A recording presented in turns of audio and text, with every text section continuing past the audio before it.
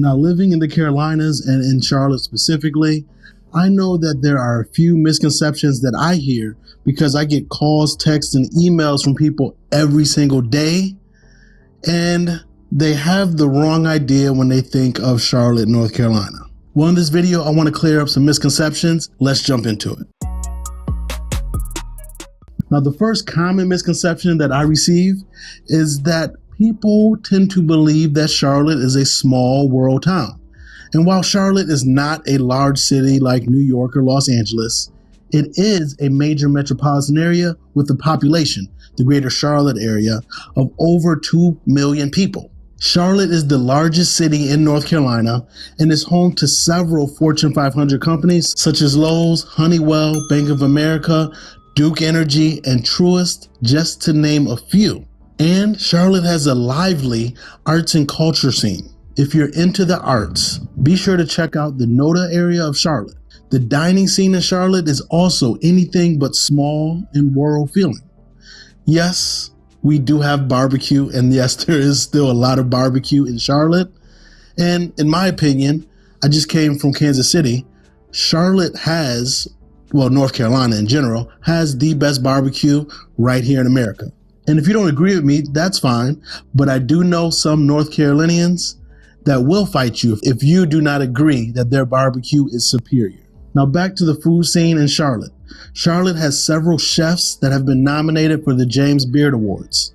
And if you're not familiar with what the James Beard Award is, it's an award that recognizes exceptional talent and achievements in culinary arts, hospitality, media, and the broader food system, as well as a demonstrated commitment to racial and gender equity, community, sustainability, and a culture where all of that can thrive. Before I go further in this video, let me introduce myself.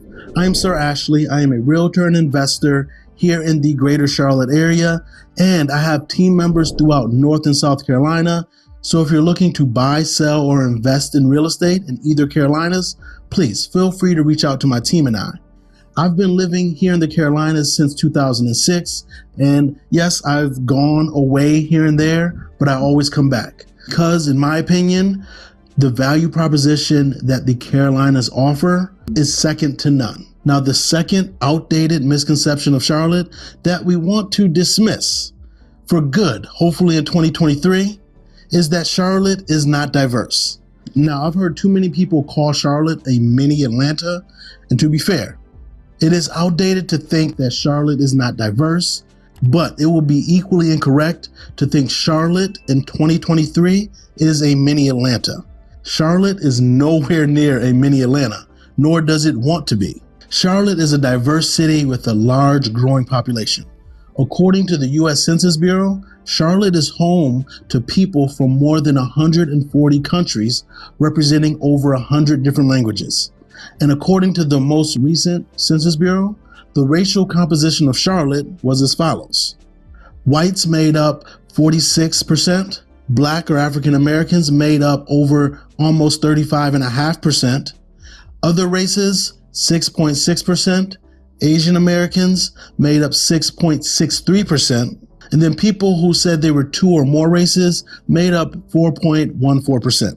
Now, if you've watched my videos, you know I like to be fair. I like to keep it on a level playing field.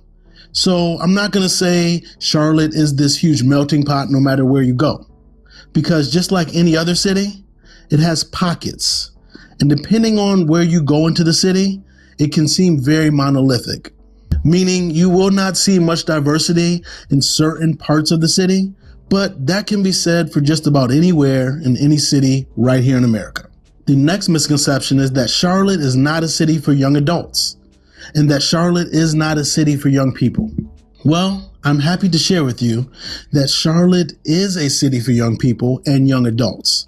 And while Charlotte is known for its banking and financial services industry, it is also home to thriving startups and a number of universities and colleges. And there's plenty of young people to live, work, and play in Charlotte. Another major employer in Charlotte is the healthcare field, and healthcare is made up by a ton of younger professionals. Yes, you do have older professionals, but Charlotte attracts a lot of young nurses and doctors. In fact, Charlotte is now one of the most popular urban areas for young professionals. Now, we here in Charlotte call it the Queen City, and the Queen City is known for its healthy job market, specifically, as I mentioned, finance, the banking sector, and healthcare, but there's also tech industries. And because of those three industries, Charlotte has become a go-to place for young professionals.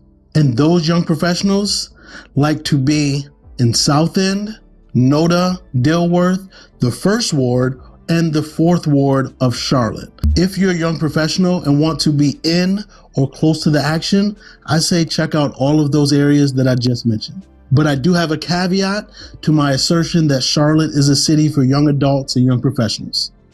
Charlotte is a city for young adults that have the means and ability to enjoy it. If you're broke, Charlotte isn't for you. You see, I mentioned young professionals, young adults that have a career or starting off in the career and making a good money.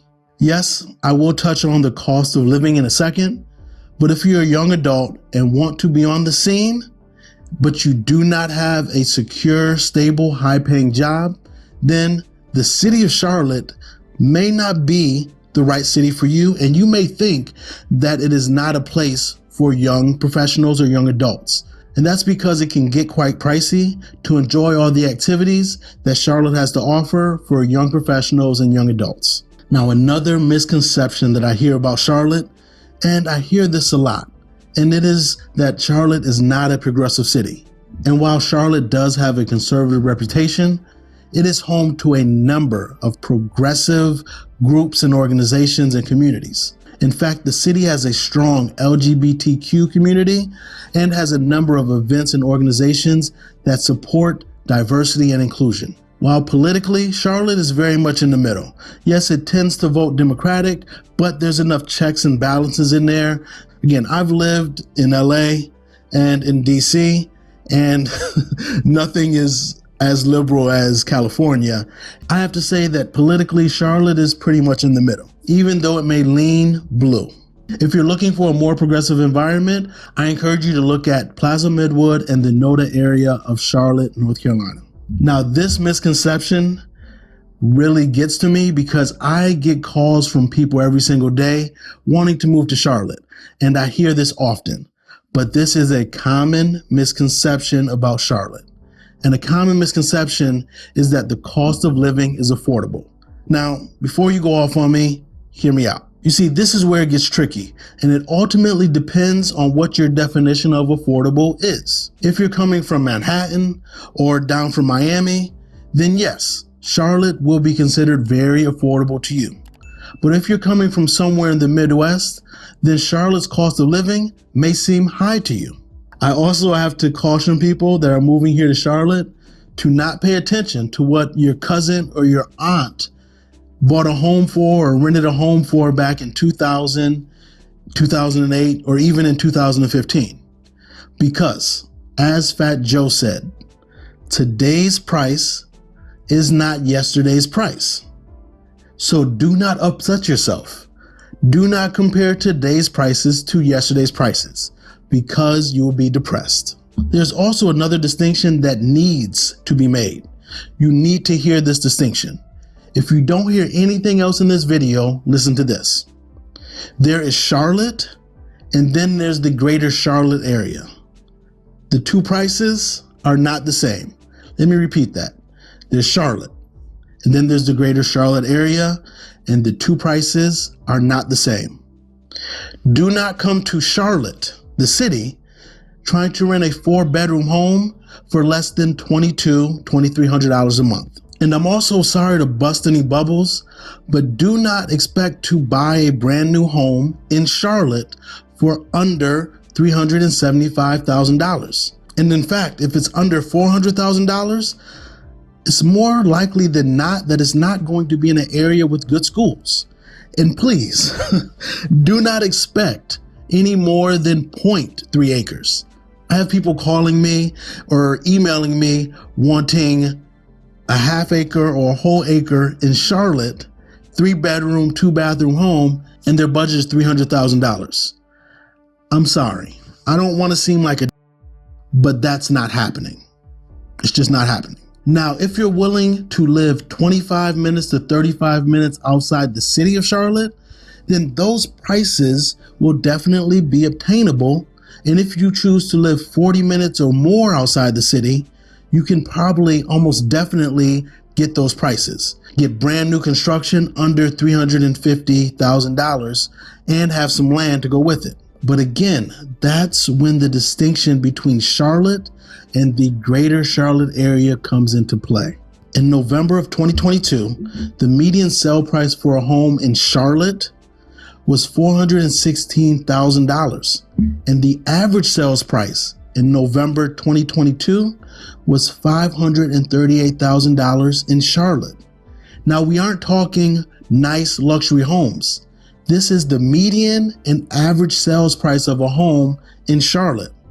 So please have the proper expectations when looking for housing in Charlotte. And depending on the Charlotte suburb, your dollar may be able to go a lot further. But in certain suburbs, your dollar won't even go as far as it'll go in Charlotte. So please keep that in mind.